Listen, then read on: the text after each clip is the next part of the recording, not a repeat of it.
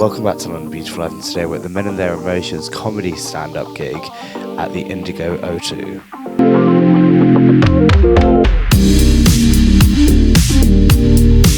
How excited are you for tonight?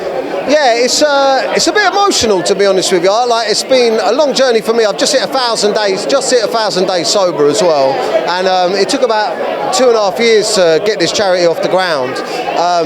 But to all come together doing what I love, which is stand-up comedy, to raise money for it, it's amazing, man.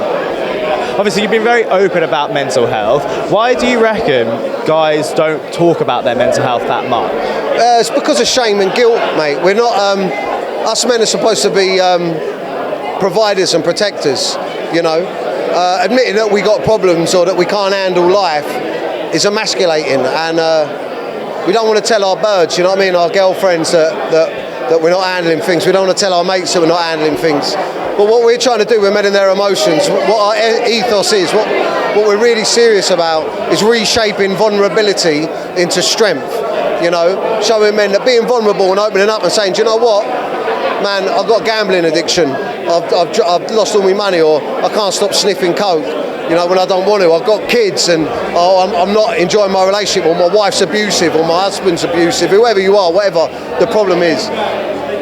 Men need to learn that opening up and talking about it's the first step to sorting their stuff out, and that's what we're trying to share. And that's what the group's about. You can post anonymously on the group. In Facebook, it's a Facebook group called Men and Their Emotions. You post anonymously, saying how you feel, what's going on, and it could be anything. Like the other day, we had a man whose father has dementia, and he's writing in the group that he wants his dad to die, and he feels guilty about that because he feels like he's lost his dad. And then hundreds of men are wading in, saying, listen, that's a natural way to feel, and now the guy understands his feelings more. I must admit, I've got some friends coming today who bought tickets, and they said that one of the reasons why they feel easier to speak about their mental health is because of you. Because obviously you went through quite a traumatic time getting, I guess, cancelled, but then you have been so honest about talking about mental health and talking about hecklers as well. I can't imagine what hecklers are like. You can play on them, but I'm sure at times it would get annoying. How does it feel that you've probably helped a lot of men without realising you've helped a lot of men? Yeah, I mean, it's really nice. It's nice. I'm a firm believer now after being open about my.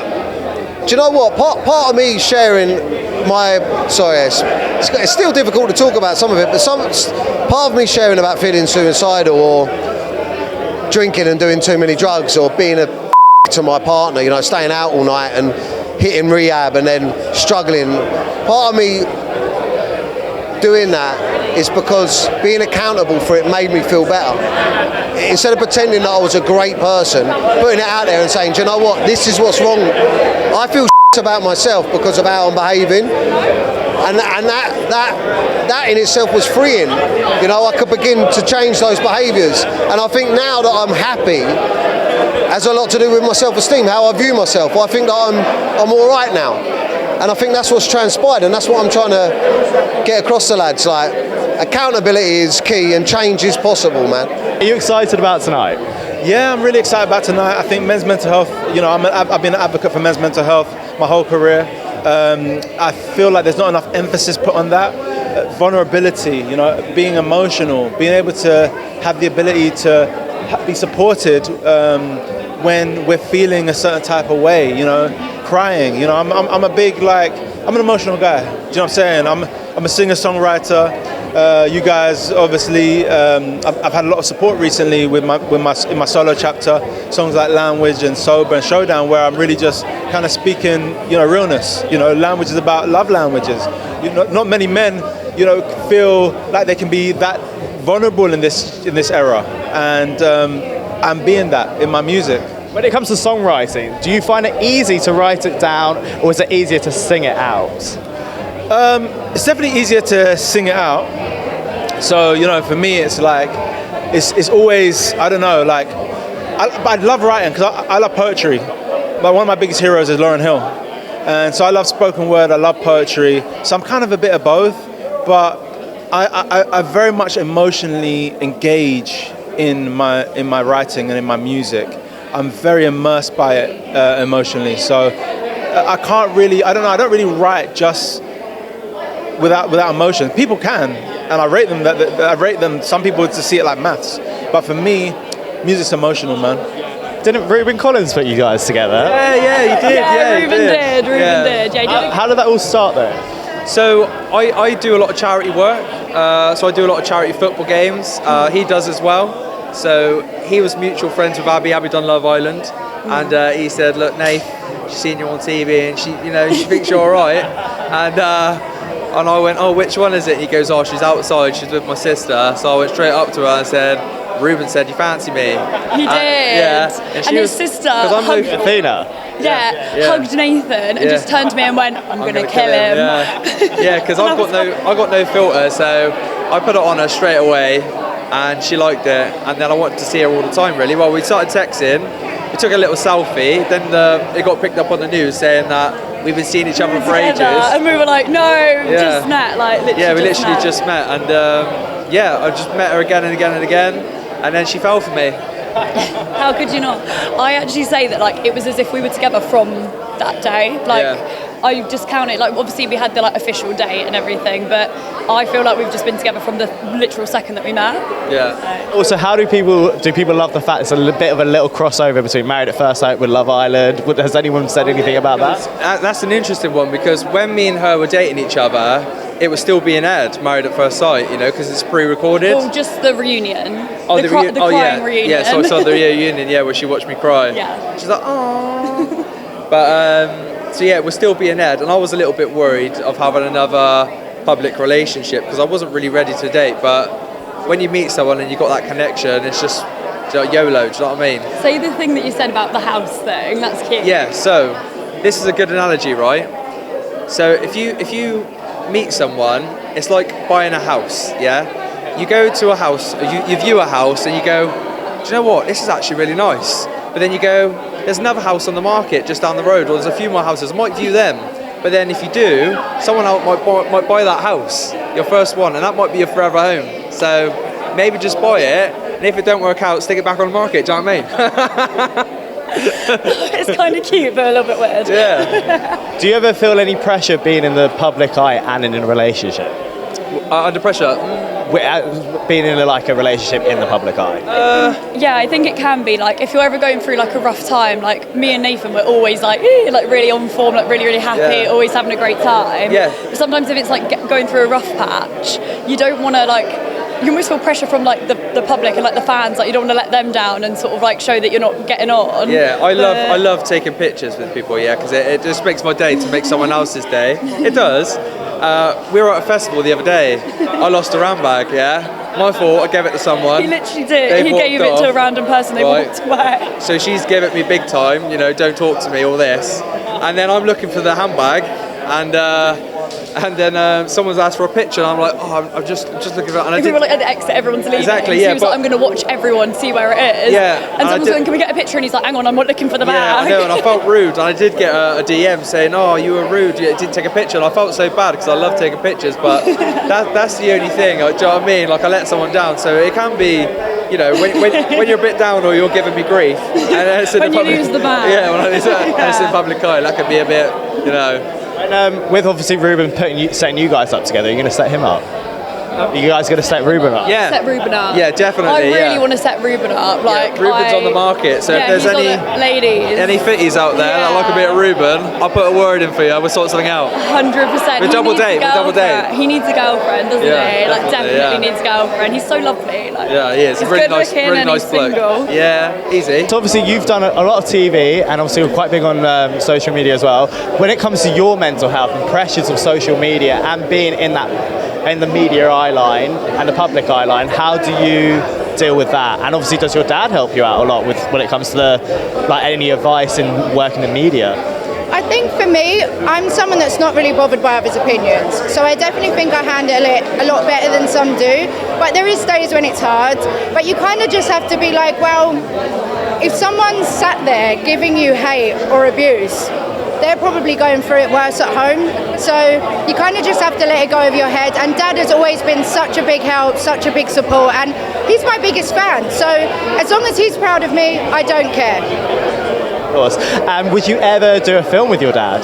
Would I ever do a film with him? Well, actually, There might be a little something coming soon. That's the next avenue. Oh, really? Can you tell us any more about that? Little. That's great. How do you, when it comes to acting, what advice would you give people who want to be an actor, especially living with an actor? Advice for people wanting to be an actor: expect rejection, work your arse off, and don't be offended by being rejected. It's fine, it's part of the process, it builds you, it makes you stronger, and keep going, because one day it will drop and you will be extremely successful, so keep going with it. And obviously we're at a comedy show. If you could be on a desert island with 3 comedians, could be any comedian, even like a film comedian like Rebel Wilson, who stuck on a desert island then, who would you be stuck with? Oh, stuck on a desert island with comedians. Dapper, gotta be one. Trying to think of, is it Lee Evans? Guy sweats a lot, so funny, love him. And I'd probably maybe say Will Ferrell. He's funny as hell. It would all be men, of course. You know, gotta do it. But yeah, it would be those 2. When it comes to Big Brother, what was it like? I loved it. I thought it was like in there for 6 weeks. It was amazing.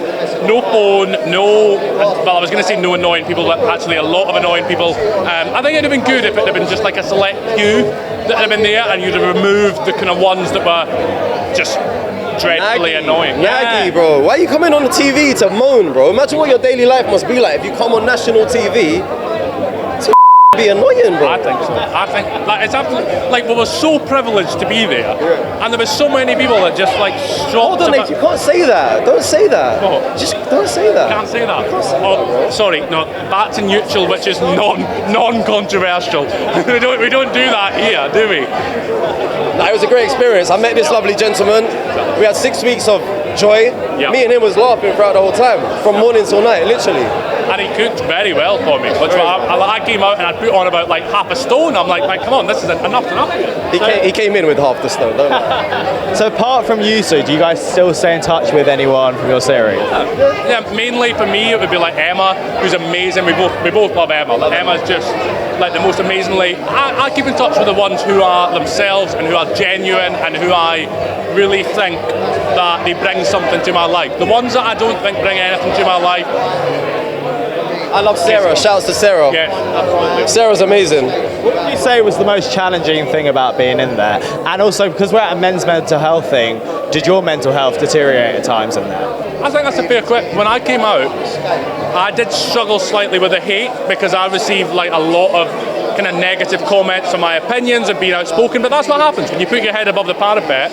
That's genuinely what happens. But I've got used to it and learned to love it almost, and learned to thrive off the negative comments. Actually, they keep me going. I think it's a fair way of putting it. I'm assuming he's gone off track, so we won't. I was going to say, do you want to answer that question as well? Pardon? About the mental health inside Big Brother? Well, was when I came out, to be honest. I was to be honest. Like, I don't know what happened. I lost my spark for about 3 months. I was down. Unfortunately, still not got it back.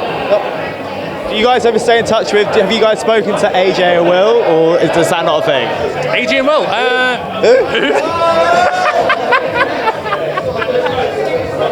That's naughty. That's very naughty. No, I'm joking. I don't. No. I don't. I wish I was mates with Will. I feel like being in would have a good time. Yeah, he seems. Yeah, I like him. Yeah. I like her as well. Yeah, I like him. Yeah. What advice would you give to the next contestants for next series? Which is coming up, by the way. Be yourself. Yeah. Like, do not try and be someone else, because people will find out. Well, most of the time. And don't stop other people being themselves. Yes, that's right. You go on that platform for you, but then you have other people saying you can't act like that or you can't do that. Like, who are you? Like, I'm here for me. I'm here for being me. Shouldn't stop me doing that. I agree. And you have to have resilience to do that, because you don't expect. I didn't expect it. People to like cramp your style. Do you know what I'm saying? You have to be strong. Yeah, I totally agree. I think we're both in the same boat on that one. Yeah. You guys ever go on an All Stars or like an ITV All Stars Big Brother? Yes. Oh yes, we did. Yeah, not with the same cast. Like obviously with like more, like with a few from the same cast, and then ones that were actually likeable. Like of course, then yeah, I'd do it. I would. 100%.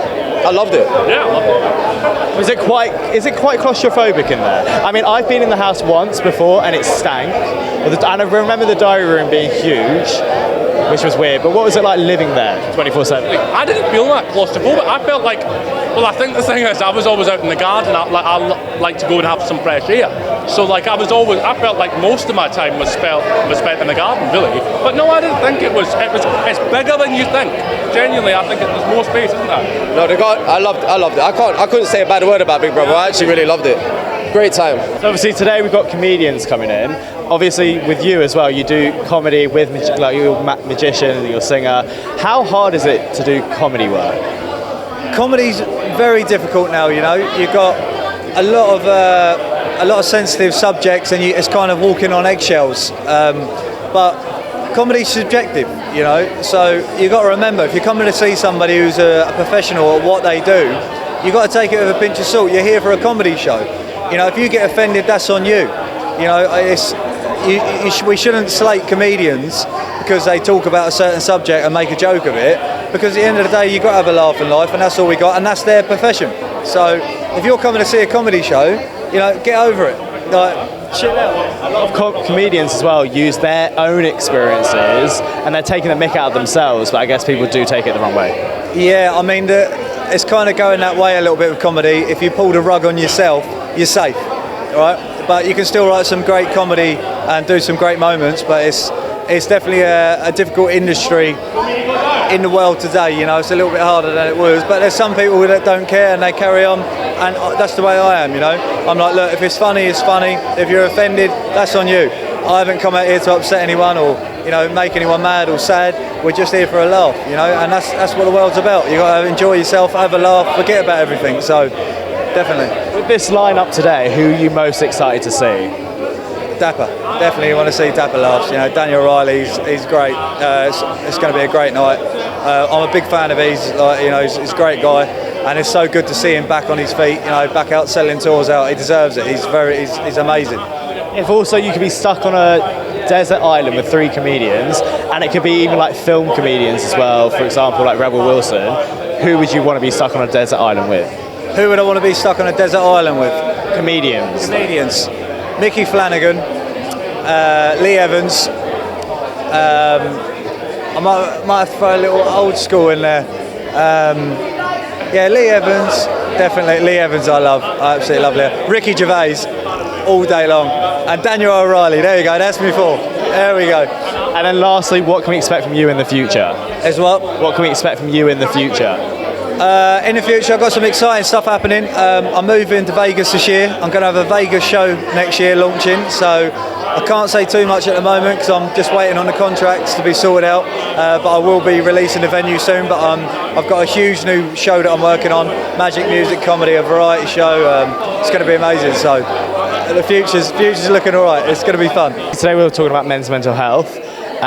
Is it A, that's something you might struggle with, and B, why do you reckon men don't really talk about it? Sorry, what was the question? About men's mental health. Is it something maybe you have ever struggled with, and have you ever been in that situation? And also, why do you reckon men don't tend to talk about it? Oh yeah, totally. I think everyone at some point in their lives struggles with mental health, and I think that men's mental health is not spoken enough about than anyone else. I think that it's okay to talk about how you're feeling, what you're going through. It doesn't make you any less of a man, and everyone is human at the end of the day. So we should treat everyone's mental health respectfully. And then lastly, what else can we expect from you in the future?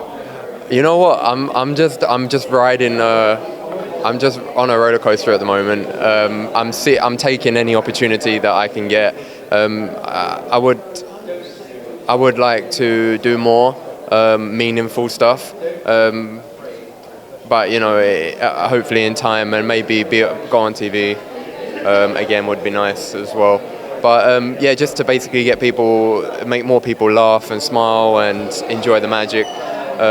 And just entertain people, that's kind of the main thing for me that makes me get up in the morning. So yeah. There's a really big saying in TV, you're just as good as your last job, but I feel like when it comes to social media, you're just as good as your last post, and a post could be nearly every day. Do you ever get that? Do you ever feel like that? 100%. Or even as a singer, do you ever feel like your last song or anything? 100%. It feels like that. And the problem with it is, being as good as your last post, you got to post every day these days. So it's like some people post multiple times. So there's always that pressure of like, I'm going to post this, no one's going to like it, no one's going to... It's crazy. It's hard, definitely. When it comes to songwriting as well, how do you, for me, I don't understand how people work that magic. But how hard, what is the process like in a studio? For me, do you know what? Like, I think like songwriting a lot of the time comes from emotion. And I feel really genuinely quite lucky to be able to have that outlet of being able to speak about things that I probably wouldn't normally chat to my mates about on a song. And so for me, it's just a lot of songwriting comes from how I feel. And I feel things all the time. And so for me, I don't feel like it's that hard. Obviously, I've been a songwriter my whole life. I feel like it's actually a bit of a privilege to have the ability and the opportunity, more like, to actually speak about emotions and all those kind of things. So it always starts off for me like the creative process, how I feel. If I'm feeling a certain way, if I'm feeling sad, if I'm feeling happy, the goal for music is just to evoke emotion, whether that be happiness, sadness, like confusion, any of it, right? And so it always starts with a feeling for me, or however I feel, and then I just go from there. So yeah. If you had to choose out of 3 people in 3 different genres to collab with, who would it be?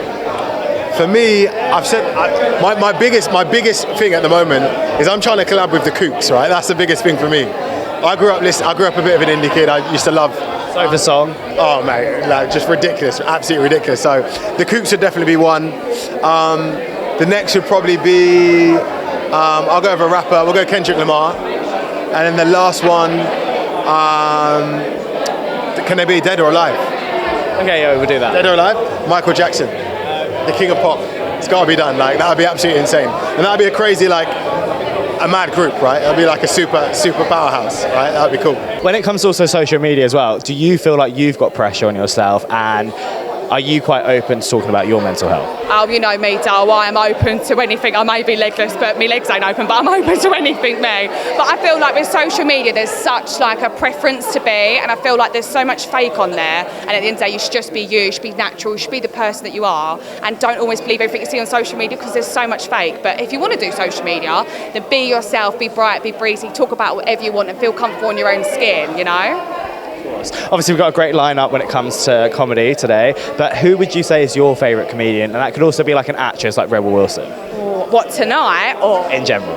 Oh, I love Jimmy Carr and Alan Carr. I think Jimmy Carr is absolutely fantastic. But I love all comedians. I think any comedian, I feel like if you can get a chance to see them and laugh your socks off, then fair be it, do it. And then lastly, what else can we expect from you in the future? Definitely even more legless. I hope to roll out here even more legless than what I started.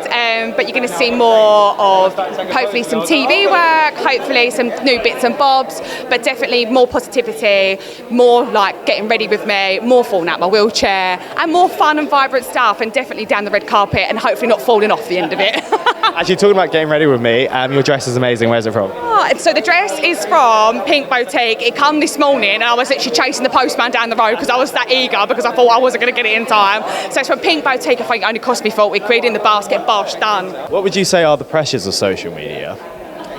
Comparison, I think, and again, there's like standards that you need to reach as such. Like there's the beauty standards, and then where you should be in age, like each stage of life. So standards definitely are the pressures. Do you feel like you have much pressure on you when it comes to social media?